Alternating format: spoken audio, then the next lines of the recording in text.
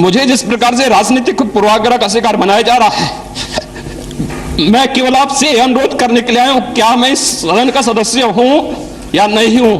वक्त हमेशा चलता है और इंसान का वक्त बदलता रहता है, कभी अच्छा वक्त और कभी बुरा वक्त। अच्छे वक्त में अच्छा कार्य करो और बुरे वक्त में धैर्य रखो कि अच्छा वक्त आएगा।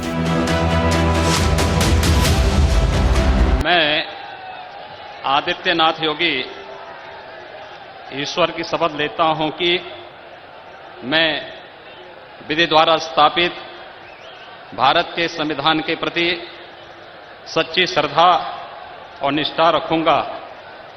मैं भारत की प्रभुता और अखंडता को अक्षुण्ण रखूंगा। मैं उत्तर प्रदेश राज्य के मुख्यमंत्री के रूप में अपने कर्तव्यों का श्रद्धापूर्वक और शुद्ध अंतःकरण से निर्वहन करूंगा। उत्तर प्रदेश में 2017 के विधानसभा चुनाव में जब बीजेपी ने जीत हासिल की तो एक मेहनत से राजनेता बने योगी आदित्यनाथ के नाम ने मुख्यमंत्री के तौर पर सबको चौंका दिया था और आज राज्य में मुख्यमंत्री बनने के साथ ही योगी आदित्यनाथ ने अपराधियों को जेल में डाला। वहीं सबका साथ और सबका विकास के एजेंडे पर चलते हुए राज्य में कई कल्याणकारी योजनाओं की शुरुआत की। वहीं बेखौफ बिना डरे अपने दमदार बयानबाजी के लिए भी हमेशा चर्चा में रहे।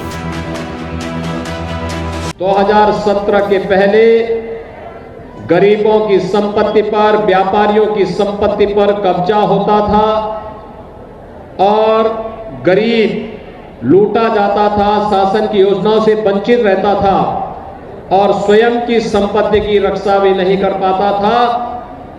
आज हम लोगों ने प्रयागराज के अंदर कुख्यात माफियाओं के कब्जे से मुक्त कराई गई जमीन पर गरीबों के लिए निःशुल्क आवास की 2 स्कीम को यहां पर लॉन्च किया है। जब मुजफ्फरनगर में 2 निर्दोष नौजवान मारे जाते हैं तब लोगों को जाति नजर नहीं आ रही थी। जब वहां पर निर्दोष हिंदुओं के घर जलाए जा रहे थे तब ये जातिवाद की राजनीति करने वाले तब इनको जाति नजर नहीं आ रही थी। लेकिन भाइयों बहनों, ये धर्म चक्र है।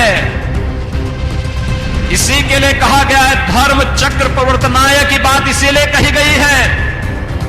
ये चक्र तो धर्म का घूमता है। ये चक्र ऐसा मोदी जी ने घुमा दिया है। जो लोग कल तक मंदिर जाने में संकोच करते थे आज उनका टीका इतना बड़ा लगता है, तिलक इतना बड़ा लगाते हैं कि जैसे यही सबसे बड़े हिंदू हैं। मानसिकता नहीं स्वीकार होनी चाहिए, कतई नहीं होनी चाहिए।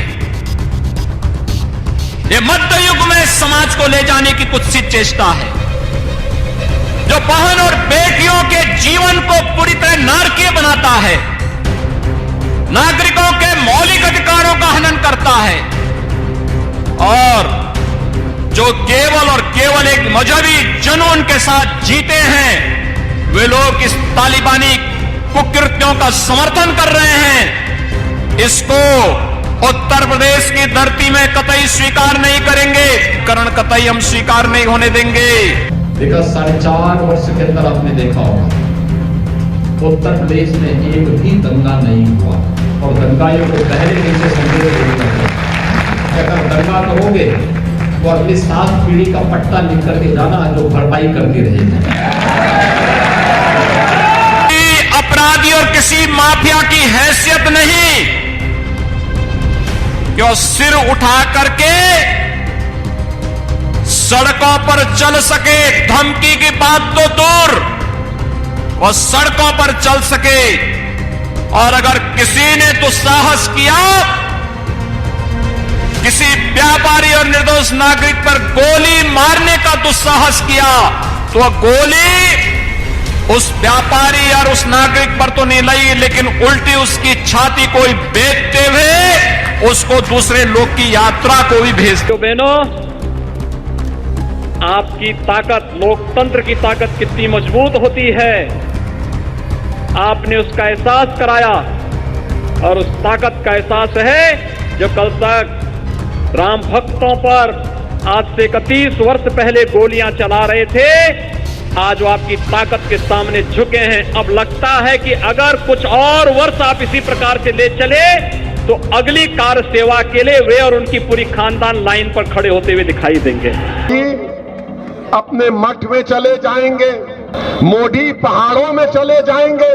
जब कौन आएगा? तो उन पुलिस के लोगों से कहना चाह रहा हूं, याद रखो मेरी इस बात को, हमेशा योगी मुख्यमंत्री नहीं रहेगा।